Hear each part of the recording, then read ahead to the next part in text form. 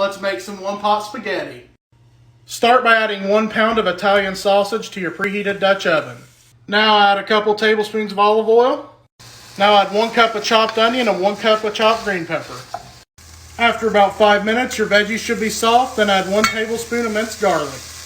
Let that cook for about a minute, then add 1 28-ounce can of crushed tomatoes. Add 1 tablespoon of sugar, and these dried herbs and spices. And mix. Now add your cooked sausage back, 32 ounces of chicken broth, and 1/2 cup of heavy cream. We're going to mix well and bring this to a light boil. Now add your spaghetti to the pot. Cover and cook until the noodles are tender. Be sure to stir frequently to prevent your noodles from sticking.